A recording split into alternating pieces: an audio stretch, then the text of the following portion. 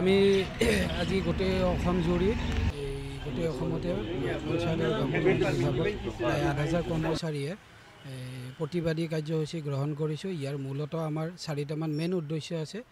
ইয়াতে হৈছে আমাৰ যিটো বৰ্তমান আমি এই চাকৰিটোৰ কাৰণে যিটো দৰমহা হৈছোঁ তাৰ কাৰণে আমাৰ চলিবৰ একদমেই নোজোৰায়, ঘৰ একদম নচলে।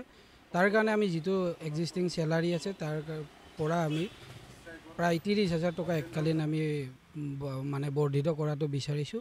২ নম্বৰটো আছে আমি বছৰি 10% দৰমহাৰ ওপৰত বৃদ্ধি কৰাটো বিচাৰিছোঁ। ৩ নম্বৰতে আমি এটা বিচাৰিছোঁ যিটো আমাৰ HR পলিচি আছে সেই HR পলিচিটো যাতে আমাৰ কণ্ট্ৰেকচুৱেল এমপ্লয়িৰ ওপৰত সম্পূৰ্ণ লাগু হয়। আৰু এটা আমি বিচাৰিছোঁ, আমি যিহেতু প্ৰায় গোটেইখিনি কৰ্মচাৰী আমাৰ বয়সৰ জীৱনৰ সোণালী সুযোগটোৱে আমি এই ডিপাৰ্টমেণ্টক দিলোঁ গোটেই বছৰটো, আৰু এতিয়া আমি বেলেগ ডিপাৰ্টমেণ্টত যোৱাৰো আমাৰ এনেকুৱা হৈছে আমাৰ বয়স নাই। গতিকে আমি ইয়াতেই কৰ্মৰত হৈ আছোঁ। যদি আমি ৬০ বছৰলৈকে আমি যাতে এই বিভাগটোত থাকিব পাৰোঁ তাৰ সুনিশ্চিত প্ৰদান কৰে যেন বিভাগীয় তথা ঊৰ্ধ্বতম কৰ্তৃপক্ষ। আৰু আমাৰ মাননীয় মুখ্যমন্ত্ৰী মহোদয়ৰ ওচৰত এটাই অনুৰোধ, তেওঁ যাতে এই বিভাগটোৰ গোটেই ৮,০০০ এমপ্লয়ী যিটো কাৰ্যসূচী গ্ৰহণ কৰিছে তেওঁৰ আমি সম্পূৰ্ণ হস্তক্ষেপ কৰাটো আমি বিচাৰিছোঁ। কাৰণ তেওঁ সৰ্বকালৰ সৰ্বশ্ৰেষ্ঠ মুখ্যমন্ত্ৰী, তেওঁ আমাক এইখিনি ন্যায় দিব বুলি আমি সম্পূৰ্ণ বিশ্বাস।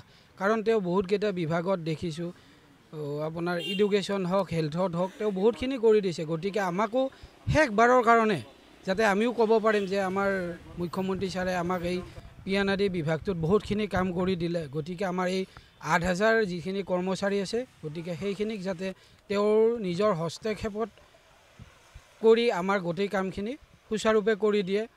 আৰু আমি ইয়াতে গোটেইখিনি পিয়ানাদি বিভাগৰ উপৰিও আমাৰ এই ভেৰগাঁও ব্লকত আমি প্ৰায় ৫৪গৰাকী কৰ্মচাৰী আছোঁ, যিটো আমি মানে ৰেগুলাৰ কৰ্মচাৰীতকৈ ওপৰত। আৰু গোটেইখিনি কৰ্মচাৰী আমি কি কৰি ৰেগুলাৰতকৈ আমি বেছিকৈ গোটেই কামখিনি আমি কণ্ট্ৰেকচুৱেলে কৰিব লাগে। আমাৰ নিজৰ ডিপাৰ্টমেণ্টৰ উপৰি আমি অৰুণোদয় গাঁও সভা পাতি ফৰ্ম ফিল আপৰ পৰা আমি ডকুমেণ্টছ ভেৰিফিকেশ্যন কালেকশ্যন গোটেই কৰি দিওঁ, NSAP কৰি দিওঁ, লগতে আমি ৰেচন কাৰ্ডৰ যিখিনি গাঁও সভা কৰি দিওঁ।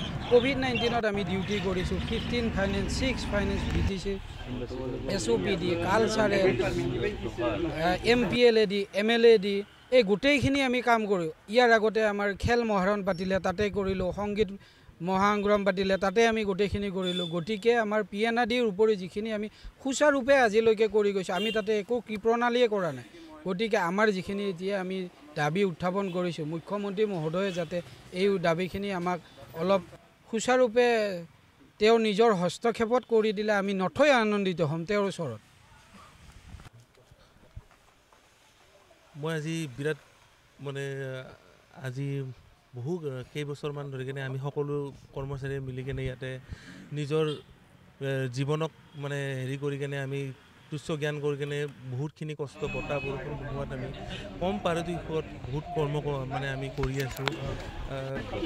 আমাৰ যিহেতু ঘৰবিলাকৰ আমাৰ প্ৰায়বিলাকৰে ঘৰবিলাক বহুত দূৰত, আমি বহুত দূৰৰ পৰা ইয়াতে আহি কিনে আমি কাম কৰি আছোঁ। ইয়াতে আমি ঘৰ ভাড়া ল'ব লগা হৈছে। ঘৰ ভাড়াৰ বৰ্ধিত মূল্যবিলাক আপোনালোকে জানেই।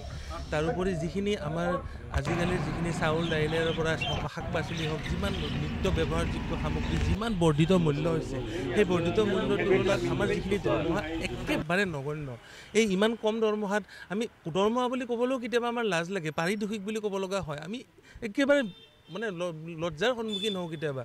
দোকানত যাওঁ, দোকানৰ মানুহেও আমাক কেতিয়াবা বাকী নিদিয়ে, ইমান কষ্টত মানে আমি ভুগি আছোঁ।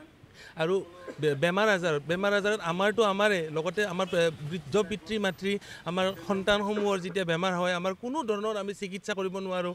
আমাৰ বিৰাট কষ্টত আমি কেতিয়াবা কিছুমানটো আমাৰ সমাজৰ পৰা মৃত্যুৰ মুখতো পৰি গৈছে, হেৰুৱাইও গৈছে। গতিকে মাননীয় ডক্টৰ হিমন্ত বিশ্ব শৰ্মা ডাঙৰীয়া মাননীয় মুখ্যমন্ত্ৰীলৈ এটি কাতৰ অনুৰোধ, তেওঁ যাতে আমাৰ ওপৰত কৃপা দৃষ্টি দিয়ে। তেওঁ অসমৰ বাকীবিলাক যিখিনি বিভাগ আছে সকলো বিভাগতে তেওঁ যেনেকৈ তেওঁৰ কৃপা দৃষ্টি দাঙি ধৰে, আমাৰ এই পঞ্চায়ত আৰু গ্ৰাম উন্নয়ন বিভাগৰ এই আমাৰ দুৰ্ভগীয়া কৰ্মচাৰীখিনিকো যাতে কৃপা দৃষ্টি দাঙি ধৰে।